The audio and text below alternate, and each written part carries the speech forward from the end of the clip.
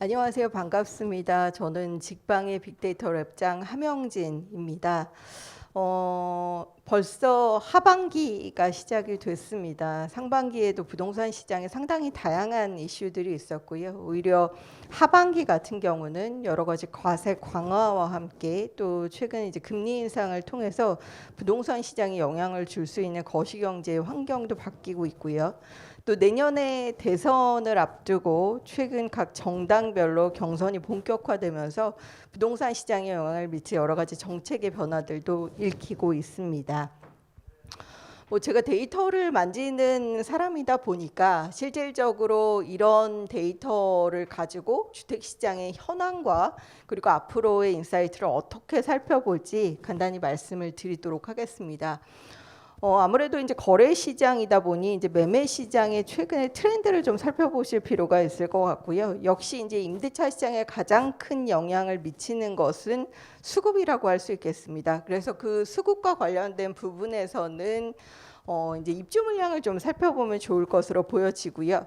그리고 그에 따라서 전세 가격의 변동률, 그리고 요즘 이제 가장 핫한 분야라고 할 수 있겠죠. 신규 분양 시장 같은 경우 이달 그 15일에 그 3기 신도시 사전 청약과 관련된 입주자 모집 공고가 게재될 예정이기 때문에 사실상 분양 시장에서 하반기 노려보실 만한 물량들, 그리고 마지막에는 이제 경제적인 환경이나 바뀌는 제도에 따라서 하반기 시장의 인사이트를 살펴보도록 하겠습니다. 지금 보시는 자료가 이제 한국부동산원의 이제 아파트 매매 가격 변동률입니다. 지난해 이제 4월부터 올해 4월까지의 이제 매매 시장의 수도권이나 지방광역시 그리고 기타 지방별로 월별로 어떻게 변동이 됐냐를 살펴보실 수 있는 자료인데요. 아시다시피 지난해 상반기 같은 경우는 이제 코로나19라는 굉장히 강력한 보건위기가 있었죠. 그래서 실질적으로 자산 시장에도 영향을 줬고 상승의 변동률이 그렇게 높지는 못했습니다. 하지만 이제 K방역이 성공하고 특히 이제 올해 같은 경우는 코로나19의 백신과 관련된 부분들이 보급되면서 집단 면역에 대한 가능성이 높아지고 있죠. 그래서 보면 지난해 하반기 들어서 이제 7월에 임대차 시장이 임대차 3법에 따라서 좀 움직이기 시작한 이후 거래 시장이라든지 또 월별의 아파트 매매 가격의 변동률은 비교적 높게 상승하고 있는데요. 이런 분위기가 조금 이어지고 있습니다만 이제 올해 시장의 특징을 좀 살펴보실 필요가 있을 것 같습니다. 지금 보시면 확실히 이제 수도권에서는 이제 인천이나 경기 지역의 변동률이 좀 서울보다는 좀 높은 편이라고 할 수 있겠고요. 지난해 이제 지방광역시 위주로 가격 상승을 주도하고 있는 상황이었고 특히 세종시가 가격이 많이 올랐다면 올해 같은 경우는 세종시보다는 이제 대전 지역 그리고 공급이 많은 지역은 일정 부분 좀 숨을 고르는 패턴들이 동시에 나타나고 있습니다. 아무래도 한국부동산원의 매매가격 변동률이라는 부분들은 실제 거래랑 이어지지 않더라도 시장의 가격들을 만들어줘서 시세라는 부분들로 보여지는 부분이기 때문에 아파트 실거래가를 통해서 거래 시장에 거래됐던 통계들을 한번 살펴보실 필요가 있는데요. 직방이 그 계약일 기준 그 아파트의 3.3제곱미터당 평균 매매 실거래가의 통계를 반기별로 뽑아본 자료입니다.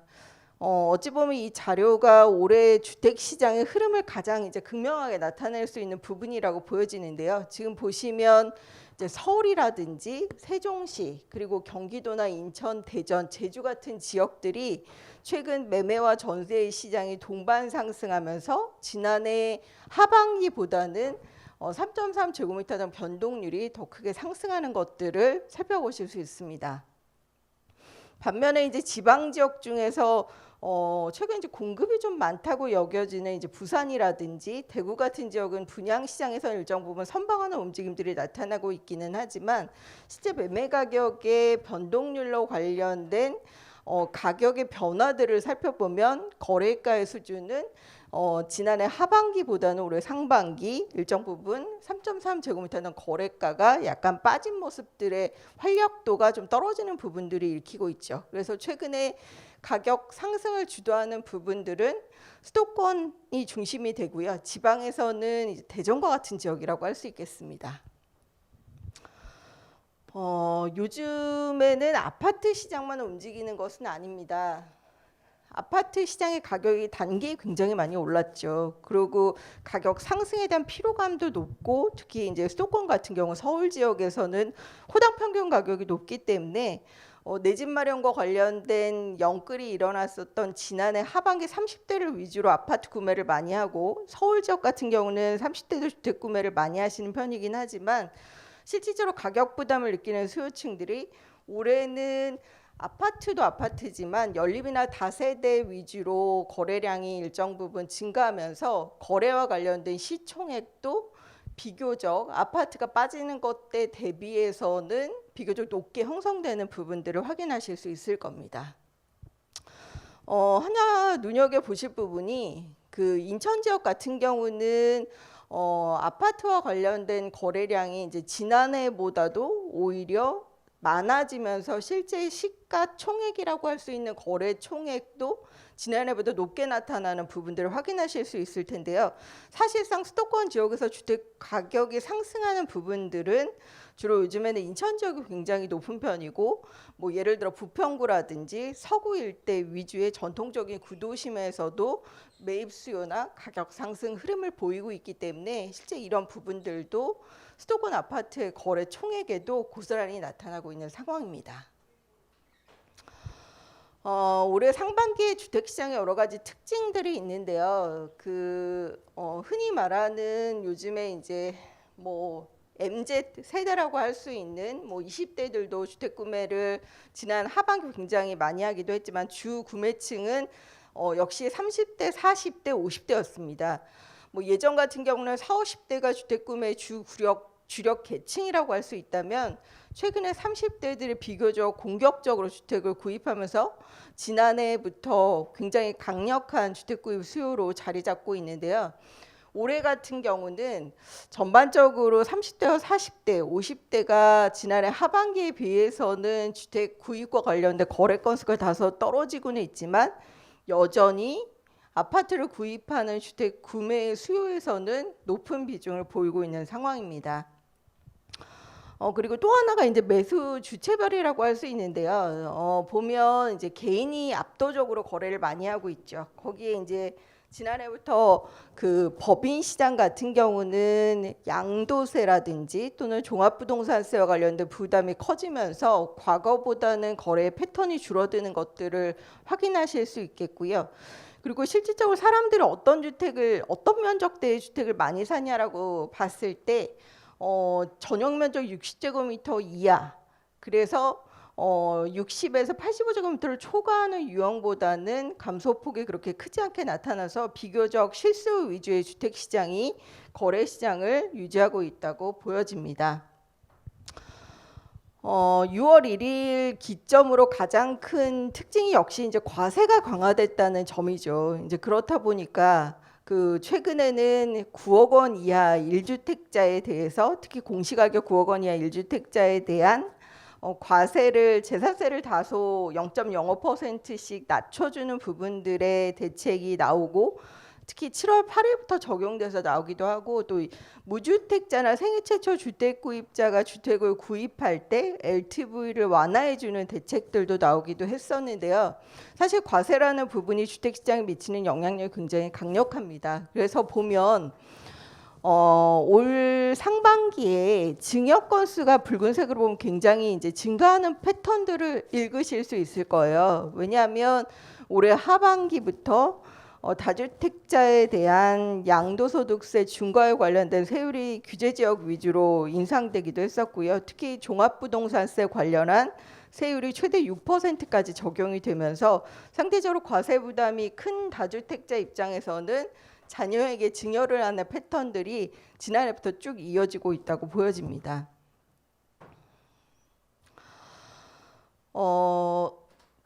저는 별로 위계를 좋아하지는 않는 사람인데요. 아무래도 부동산 시장이 지역별로 섹터별로 구분이 되고 또 로케이션이 상당히 중요한 부분이다 보니 가격과 지역을 살펴볼 때 과거의 흐름과 달리 최근에 선호되는 지역을 살펴볼 필요가 있을 것 같습니다.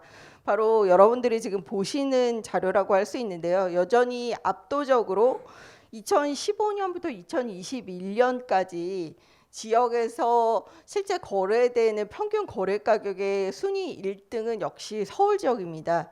근데 이제 2등을 잘 살펴보시면 예전에는 2등이 경기도였는데 최근에는 세종시로 바뀐 부분들을 확인하실 수 있을 겁니다.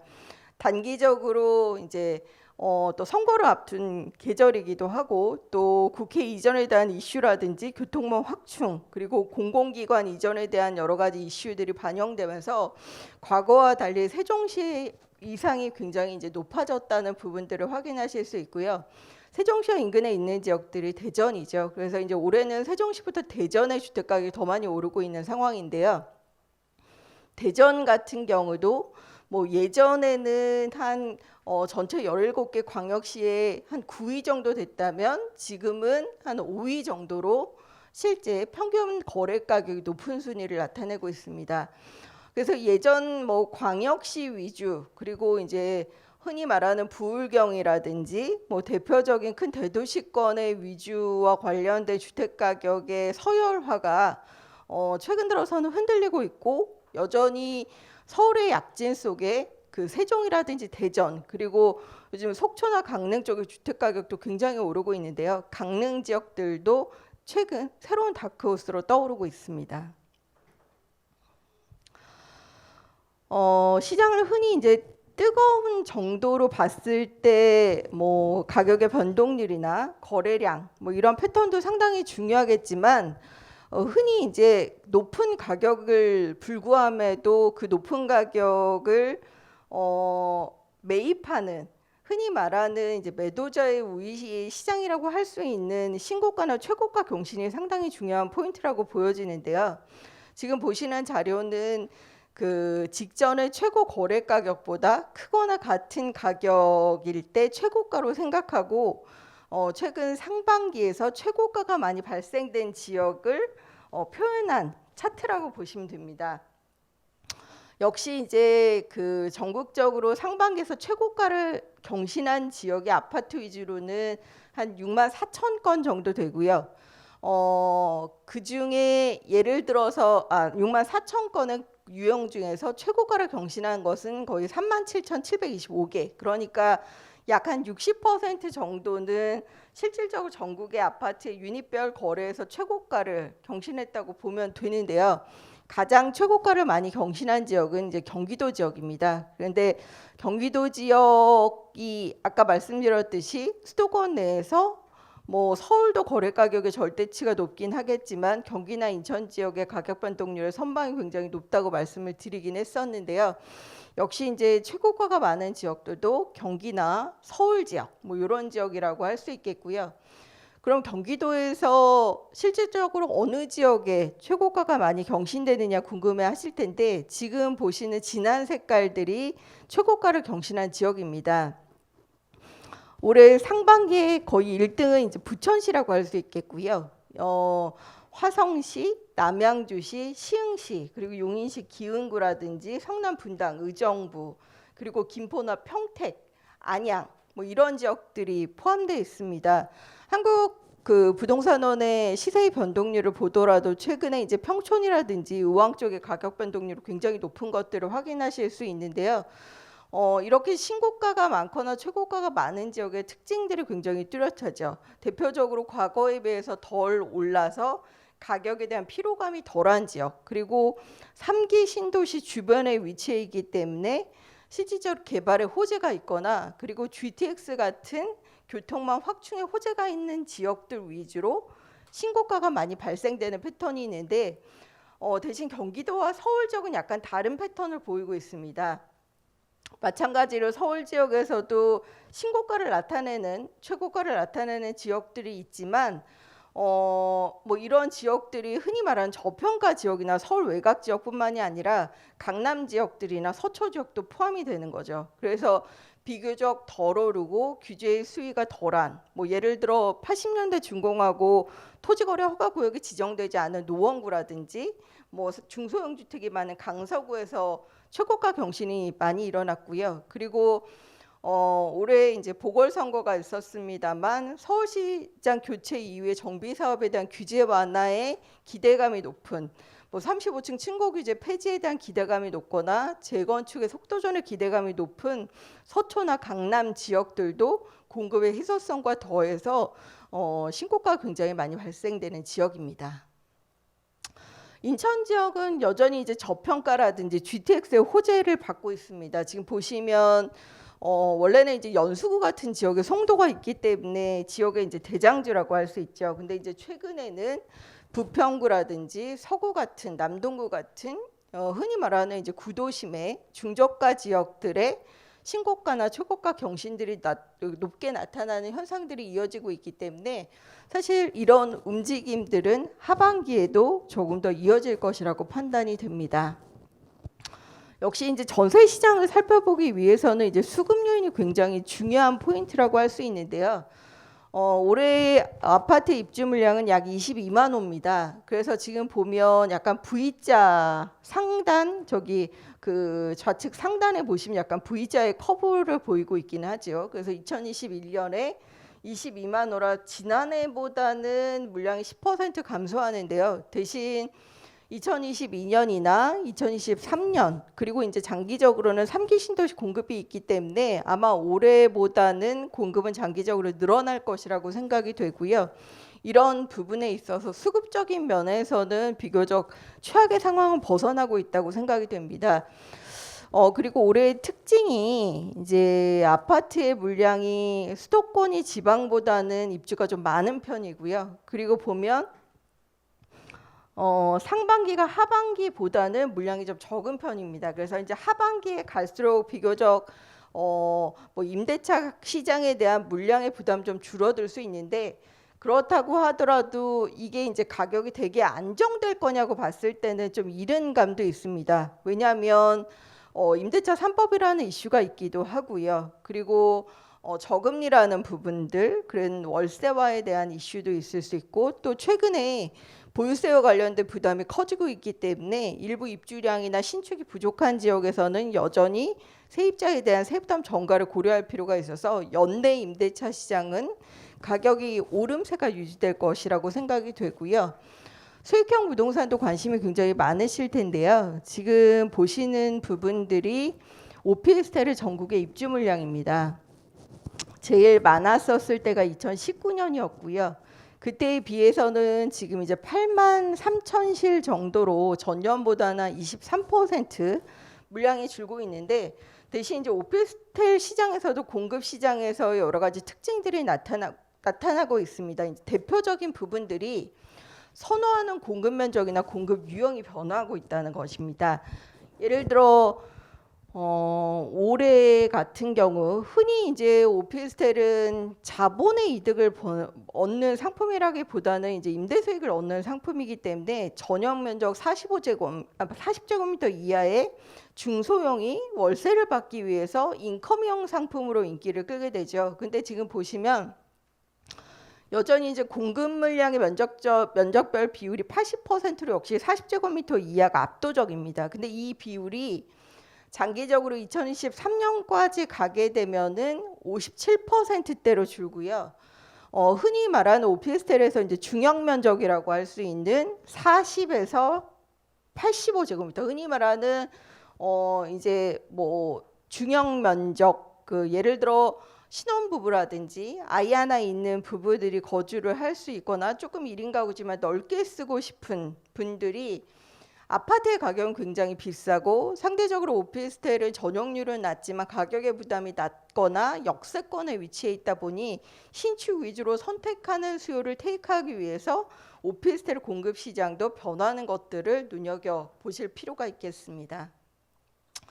전세가율 같은 경우는 전세 가격 역시 제가 뭐 오름세가 이어질 것이라고 말씀을 드렸는데요. 약간 매매 시장과 비슷한 패턴을 보이고 있습니다. 보면 이제 인천 지역 그리고 대전 지역 이런 지역들의 변동률이 올해 좀 높은 편이고요. 역시 지난해 7월에 임대차 3법이 통과한 이후에 작년 12월에 정점을 나타냈던 부분들의 상승률이 다소 둔화되고 있지만 지난해 평년에 비해서는 높은 변동률을 보이고 있기 때문에 전세 가격이 지난해보다 올랐다고 느끼는 체감도는 여전하다고 보여지고요. 지금 보시듯이 수도권뿐만이 아니라 지금 노란색의 지방의 5대 광역시의 변동률도 상당히 높은 편이기 때문에 전세 가격 상승을 느끼는 부분들은 수도권뿐만이 아니라 지방에서도 동일하게 느끼고 있다고 생각이 됩니다. 뭐 수도권에서 역시 이제 전세 가격이 많이 오른 지역은 인천 지역이에요. 이제 매매 가격하고 거의 좀 비슷한 패턴이죠. 물론 절대 가격은 서울 지역의 3.3제곱미터 단가가 높긴 하지만 실제 변동률을 살펴보면 서울보다는 경기 인천 쪽에 전세 가격 오름세가 크고요. 이런 분위기는 하반기까지 이어질 것이라고 봅니다. 흔히 이제 매매가 대비 전세가 비율이 저는 이제 시장의 건전성을 나타내는 상당히 중요한 포인트라고 보여지긴 하는데요. 지금 보시는 것들이 아파트 실거래가를 가지고 지역별로 매매가 대비 전세가 비율을 뽑은 자료입니다. 세종시 같은 경우 이제 올해 들어서 뭐 전세 가격은 일정 부분 매매 가격과 함께 안정세를 나타내고 있긴 하지만 여전히 매매가 대비 전세가 비율은 50%가 되지 않은 44%입니다. 그러니까 뭐 1억 원짜리 주택이라고 하면 전세 가격은 4,400만 원이라는 거죠. 그러니까 실제 사용 가치가 실제 자산 가치보다는 상당히 낮게 유지되고 있다는 것은 그만큼 일정 부분 차익용이나 투자 목적에서 자산 가치의 상승을 염두에 두고 들어왔던 사람들이 많다는 거고 그런 부분들이 최근 조정으로 이어지고 있는 패턴이라고 보여지고 그 조정이 충청에서 머물면서 대전으로 이어지는 요인이 됐다고 보여집니다. 뭐 올 하반기에 역시 이제 상품 여러 가지 대표적인 것 중에 가장 관심이 많은 부분은 역시 이제 분양 시장일 수밖에 없다고 보여지는데요. 올해 분양 물량은 굉장히 풍성합니다. 2019년과 2020년 약 30만 호 정도씩 공급됐던 물량들이 올해 같은 경우는 지금 46만 호 정도 예정이 되어 있습니다. 그러니까 거의 뭐 전년 대비해서는 50% 이상의 높은 물량 공급률을 기대할 만한 수치라고 보여지긴 하는데요.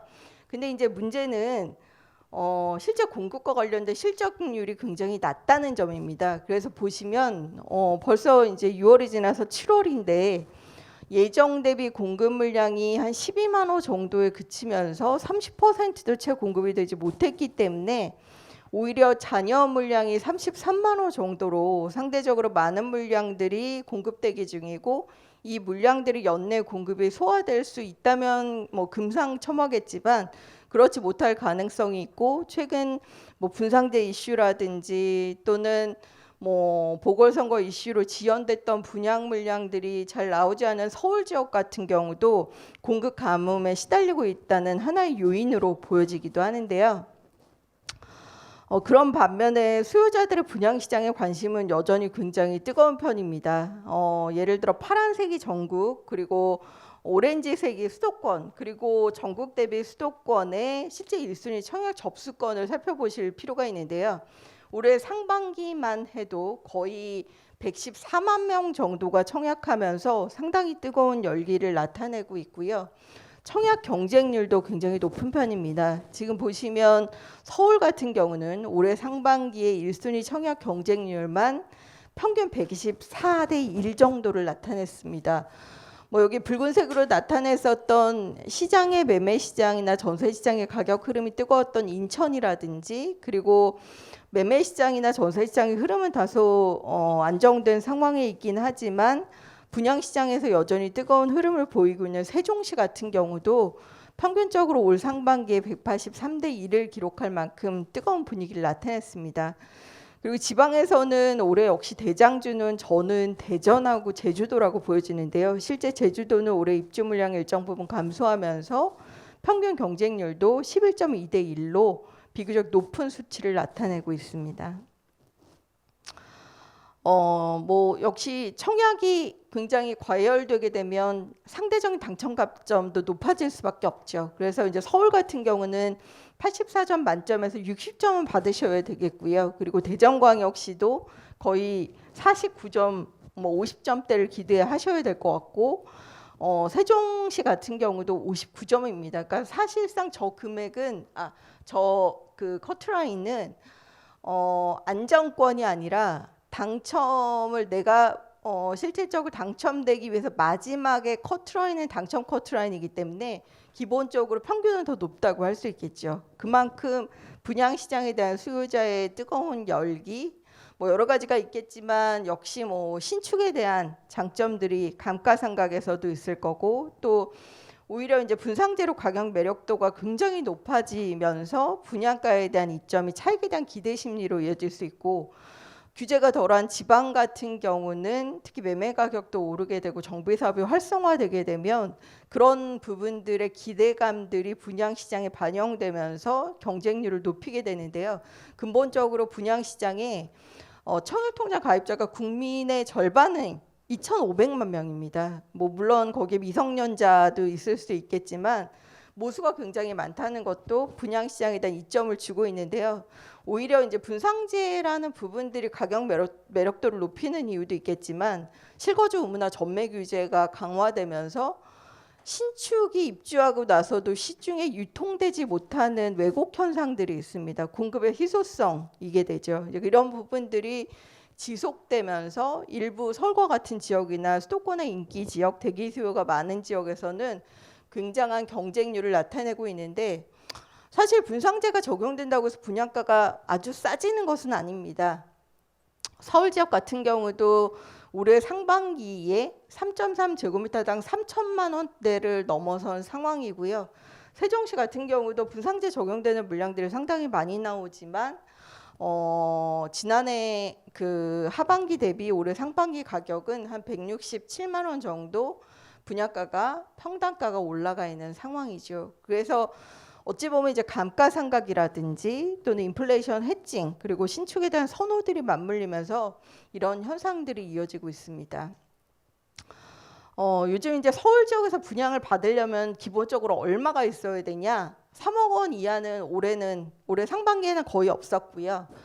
3억에서 6억 원대가 20%, 그리고 6억 원에서 9억 원대가 31%, 그리고 9억 원에서 15억 원대 분양가가 무려 42%였습니다. 그러니까 어찌 보면 42% 정도는 지금 9억 원 이상 중도금 집단대출이 나오지 않기 때문에 대출 없이도 집을 분양받고 계시다고 봐야 되겠죠. 그만큼 뜨거운 열기 속에서 고가를 불구하고라도 분양에 대한 수요자 유입은 지속적인 편입니다.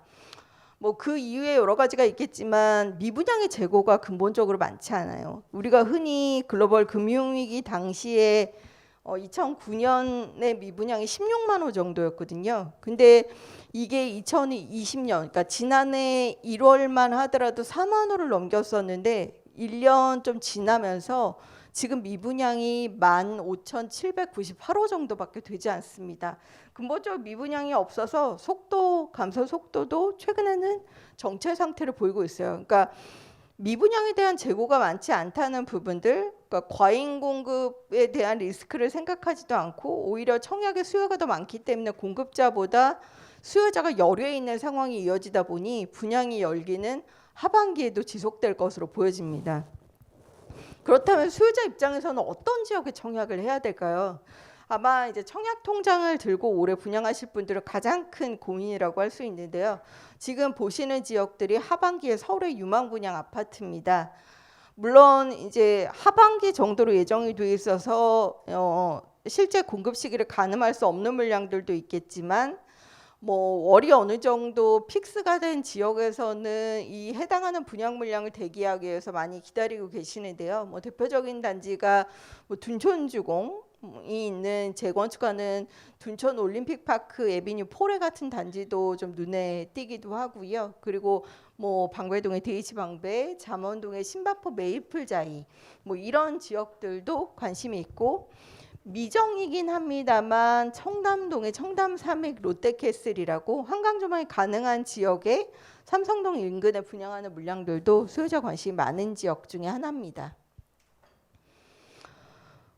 경기도에서는 뭐 단지 규모도 규모지만 역시 이제 로케이션에 대한 기대감이 굉장히 높은 지역들 위주로 청약 대기 수요가 많을 것으로 보여지는데요. 이제 대표적으로 요즘 집값이 많이 오르고 있는 의왕이라든지 뭐 광명, 그리고 과천의 지정타, 그 외에 수원 광교에서 오랜만에 나오는 물량이라든지 뭐 이런 정비 사업들의 일반 분양 물량들, 광명 10알구역들도 보여지게 되고요. 역시 이제 인천에서 분양 시장의 가장 핫플레이스는 역시 이제 송도라고 할 수 있겠죠. 그래서 올해 송도에 나오는 저런 사업장들도 소유자의 관심이 집중되고 있습니다. 근데 이제 역시 이제 올해 하반기 분양 시장의 대장주는 3기 신도시 사전 청약입니다. 아까도 말씀드렸듯이 7월 15일에 입주자 모집 공고가 나오는데요.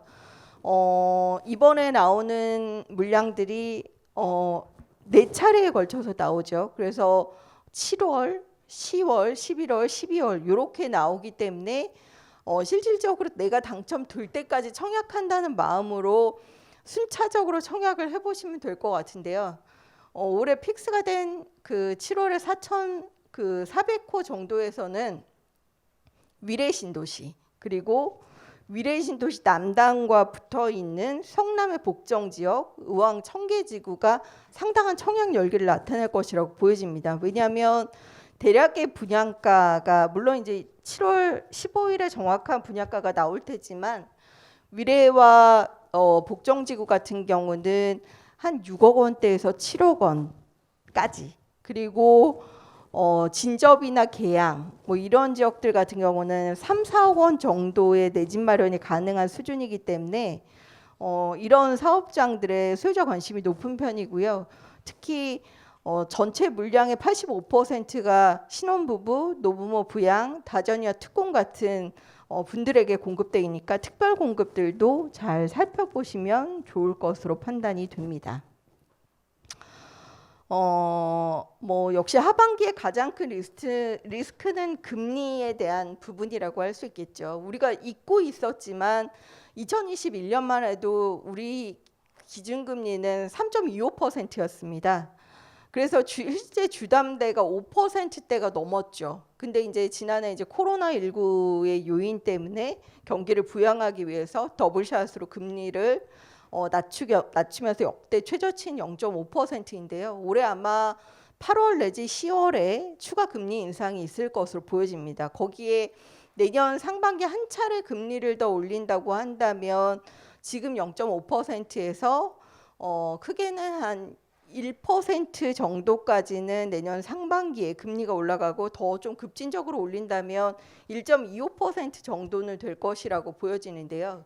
그럼 우리가 과거의 사례를 살펴보면 2019년 정도만 하더라도 기준금리가 1.25%대 주담대는 3% 초반이었습니다.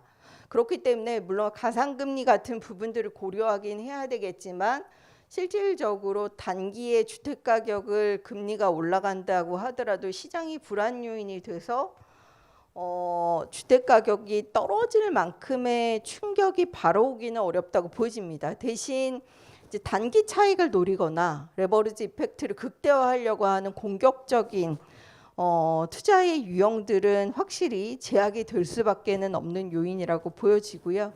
지금은 3% 이하의 가계대출의 전체 대출자가 무려 82%예요. 그러니까 굉장히 저금리에 낮은 금리의 대출을 이용하고 있다고 하죠. 하지만 이제 금리가 오르기 시작하면 이 비중이 바뀔 수 있기 때문에 이제 대출을 받을 때는 조금 더 보수적으로, 그리고 내가 상환할 수 있는 부분들, 특히 이제 7월 1일에 관련법이 바뀌었죠.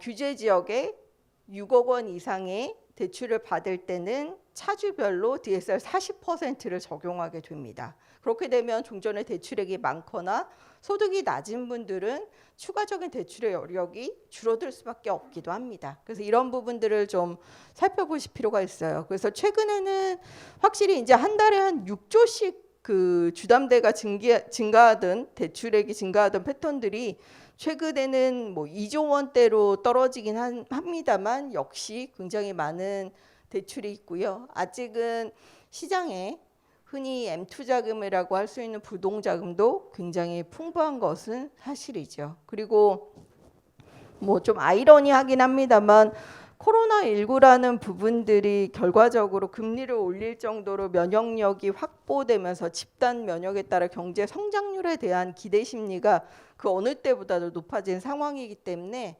경기에 대한 상황에 대한 수요자의 인식들도 좀 긍정적인 부분들도 있고요. 그래서 올해는 하락 변수와 상승 변수가 하반기에 충돌할 것으로 예상이 됩니다. 이제 대표적으로 금리 인상에 대한 가능성 또는 가격 상승에 대한 피로감, 우리가 2015년 이후부터 기준금리 인하나 규제 완화가 일시적으로 나타나면서 집값이 오르던 부분들이 여태껏 깨지지 않고 지속적으로 상승하면서 최장기간 집값이 상승하고 있기 때문에 가격에 대한 심리적 부담감은 피로감은 확실히 있는 부분은 맞고요. 전년보다 거래량이 줄어들었습니다. 2006년 이후 역대 최대의 거래량을 나타냈던 지난해 대비해서는 확실히 거래가 좀 줄고 있고 활력이 줄고 있다는 부분, 그리고 이제 가격에 대한 부담 때문에 매매 시장보다는 분양 시장으로 소유자 관심이 이전되고 있다는 부분들은 좀 주목할 부분이라고 할 수 있겠고요.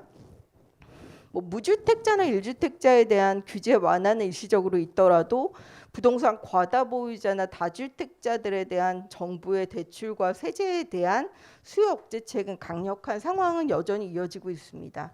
반면에 뭐 저평가 지역에 수요자가 유입된다든지 시장이 실수요 패턴 위주로 바뀌고 여전히 풍부한 유동자금에 또 전세 가격 상승세가 이어지고 있다는 부분들, 거기에 뭐 최근에 1주택자 위주로 재산세라든지 이런 부담을 낮춰주고 있다는 점은 긍정적이고, 특히 하반기에 대선 공약이 있다는 부분들도 좀 눈여겨볼 부분이라고 보여집니다.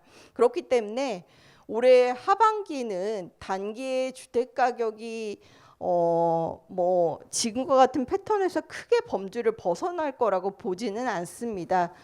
뭐 전반적으로 경제나 가계소득 이런 부분에 기대가 예상이 되고 있긴 하지만 이제 금리 변화가 가시화되면서 상대적으로 수요자는 실수요 위주로 주택 시장을 움직이는 패턴들이 이어질 것으로 보여지고요. 하반기 입주 물량이 나아지더라도 지난해보다는 입주량이 작기 때문에 전세 가격의 상승률은 유지될 것이라고 생각이 됩니다. 대신 무주택 실수요자 입장에서는 올해 분양시장의 이점이 굉장히 높기 때문에 분양시장에 지속적으로 살펴보고 내 집 마련하시는 전략들을 세워보시면 좋을 것으로 보여지고요. 하반기 관전 포인트라고 할 수 있겠죠.